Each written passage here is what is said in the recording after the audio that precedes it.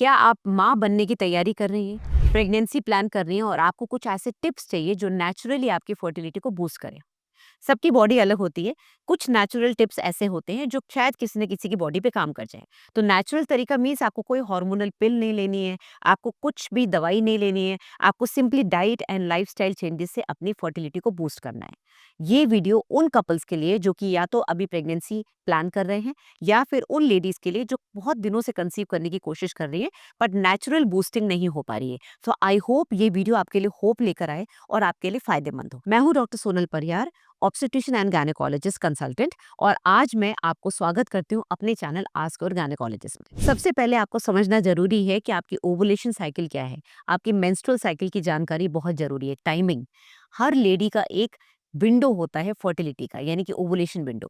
Normally अंडा जब निकलता है तो उसके 3 दिन पहले और अंडा निकलने के 1 दिन बाद करीब 4 से 5 दिन का ये ओवुलेशन विंडो या फर्टिलिटी विंडो होता है, जो आपको पता होना चाहिए। इस फर्टाइल विंडो के अंदर अगर आपकी सेक्सुअल एक्टिविटी होती है तो प्रेगनेंसी होने के चांसेस बढ़ जाते हैं। साइकिल अगर 28 से 30 डेज की है तो अप्रोक्सीमेटली 14 से 15 दिन के आसपास आपका मिड साइकिल में ओवुलेशन होता है। अब आपको अगर प्रॉपर साइकिल्स नहीं आती हैं, आपको नहीं समझ में आ रहा कि ओवुलेशन कैसे हो रहा है, तो बहुत से तरीके होते हैं जो मैं पहले भी वीडियोस में बता चुकी हूँ। सर्वाइकल म्यूकस सबसे अच्छा टेस्ट होता है। आपकी जो व्हाइट डिस्चार्ज है उसमें एग व्हाइट वाली कंसिस्टेंसी एकदम वाटरी लिक्विड जैसा हो जाता है। दैट मीन्स आपके अंदर ईस्ट्रोजन लेवल बढ़ रहा है, ओवुलेशन होने वाला है। दूसरा होता है बेसल बॉडी टेम्परेचर। आपका टेम्परेचर हल्का सा हाई होता है ड्यूरिंग ओवुलेशन, अगर आप इसको ट्रैक कर पाए तो।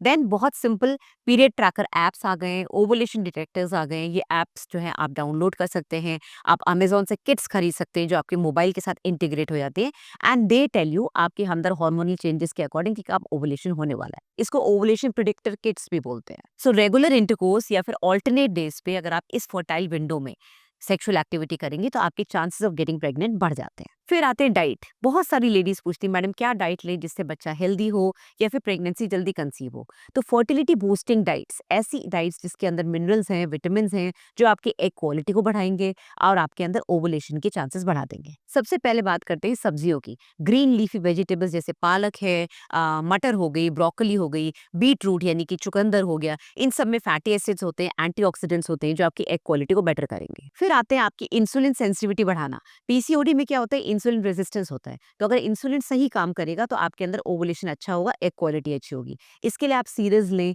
हेल्दी ओट्स लें, किनोआ लें। ये सारे आपके हेल्दी ग्रेन्स होते हैं। अगर आप फैट खा रहे हैं तो आपको हेल्दी फैट्स की तरफ आना चाहिए, जैसे फॉर एग्जाम्पल ग्राउंडनट ऑयल यानी कि मूंगफली का तेल, या फिर एवोकाडो का जो फैट होता है, या फिर ओलिव ऑयल। ये सारे हेल्दी ऑयल्स हैं, हेल्दी फैट्स हैं जो कि आपकी बॉडी आराम से डाइजेस्ट कर सकते। हमेशा बताते हैं कि आपकी डाइट में प्रोटीन ज्यादा होना चाहिए, बॉडी बिल्डिंग के लिए भी और बॉडी की हेल्थ के लिए भी। कार्बोहाइड्रेट्स और फैट कम होने चाहिए। तो हेल्दी प्रोटीन कहाँ से मिलेगा? आप एग्स खाइए, आप डेयरी प्रोडक्ट्स खाइए, पनीर खाइए, आप सोया ले सकते हैं, आप चिक पीस यानी कि छोले ले सकते हैं। ये सब हेल्दी इजीली डाइजेस्टेबल प्रोटीन। ज्यादा प्रोटीन लेने से आपका हार्मोनल बैलेंस भी बना रहेगा, बट आपकी डाइट में कार्बोहाइड्रेट्स और फैट भी थोड़ी बहुत क्वांटिटी में होने चाहिए। फिर आते हैं एसेंशियल विटामिन एंड मिनरल्स, जैसे जिंक हो गया, सेलेनियम हो गया। जिंक एंड सेलेनियम आदमियों के लिए यानी कि मेल्स के लिए बहुत जरूरी होते हैं, क्योंकि उनकी स्पर्म क्वालिटी इस पर डिपेंड करती है।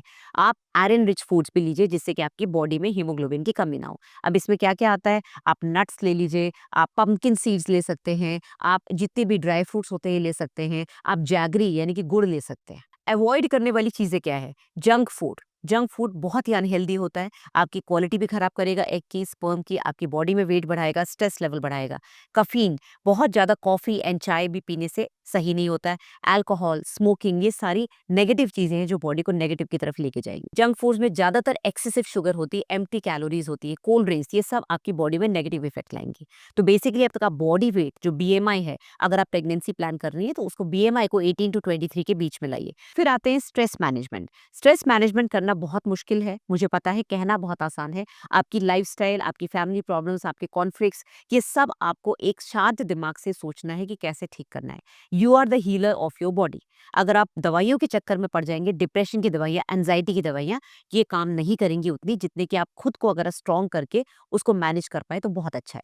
स्ट्रेस से क्या होता है, आपके अंदर कॉर्टिसोल लेवल बढ़ जाता है, ये जो कि स्ट्रेस हार्मोन है, प्रोलैक्टिन लेवल बढ़ जाता है। ये सारे के सारे ओवुलेशन साइकिल पे इफेक्ट करते हैं और ओवुलेशन कम करते हैं। साथ ही आपके अंदर इंसुलिन रेजिस्टेंस भी डेवलप होता है। तो स्ट्रेस मैनेजमेंट बहुत जरूरी है। तो जिन लोगों को स्ट्रेस मैनेजमेंट नहीं आता उनको मैं बता दूं, meditation, yoga, reading books, sleeping sleeping 7 to 8 hours, कई बार इवनिंग वॉक से या फिर नेचर के साथ जुड़ने से आपकी एंजाइटी लेवल कम होते हैं और बहुत से लोगों में मैंने चेंजेस आते हुए देखा है। सो हार्मोनल बैलेंस के लिए नर्वस सिस्टम का रिलैक्स होना बहुत जरूरी है। Healthy mind in healthy body बहुत इंपॉर्टेंट है। भले आप अपनी बॉडी को स्लिम करना चाहते हो, भले आप फर्टिलिटी इशू से बचना चाहते हैं। बहुत से लोग बहुत हैवी एक्सरसाइज करते हो, पूछते हैं कि मैडम क्या मैं कंटिन्यू कर सकती हूँ या मैं बहुत हैवी एक्सरसाइज करते करते कंसीव कर सकती हूँ। I would say no.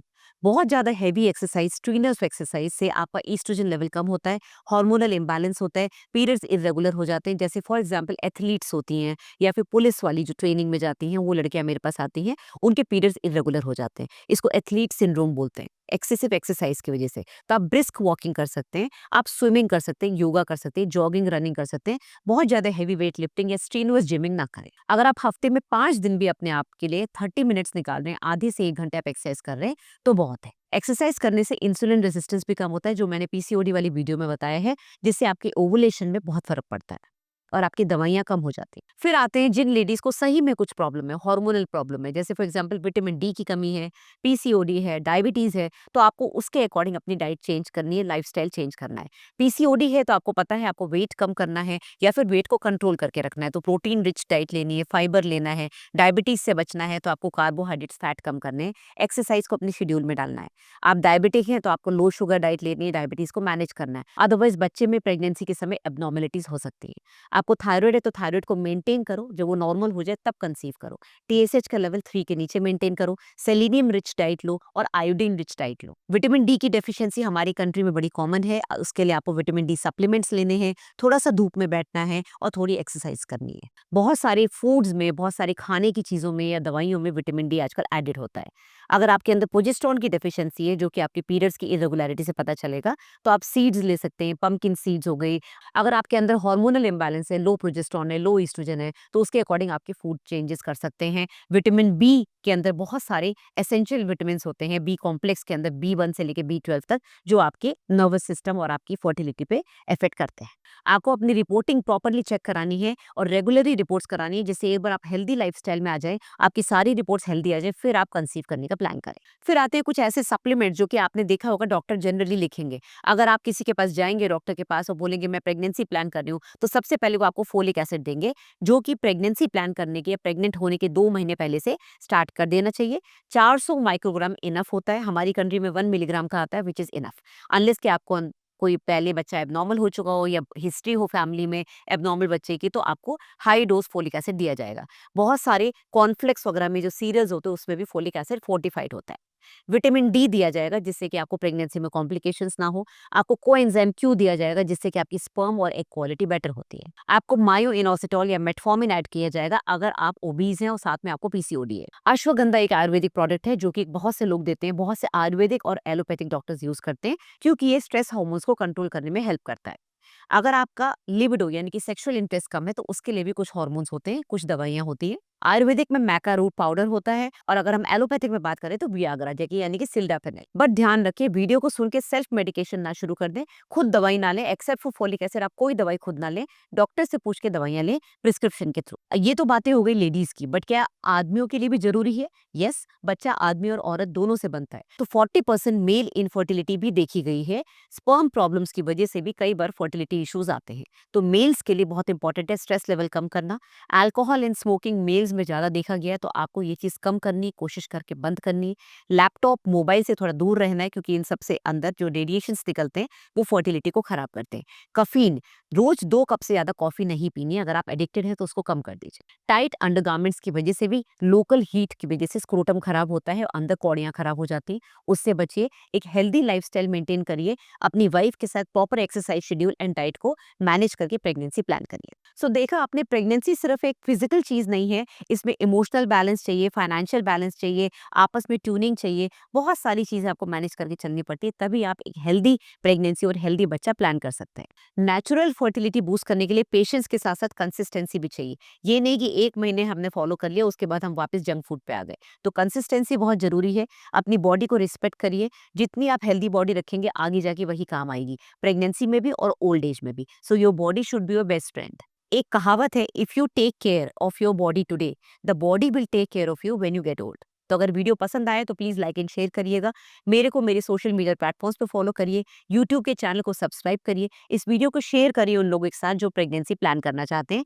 मेरे से डायरेक्ट कंसल्टेशन अगर आपको वीडियो कॉल या वॉइस कॉल के थ्रू कंसल्टेशन करना है, प्रिस्क्रिप्शन चाहिए, रिपोर्ट्स दिखानी है, तो आप इस नंबर पे व्हाट्सएप करिए, कॉल ना करें। 2 दिन के अंदर आपको अपॉइंटमेंट मिल जाएगा।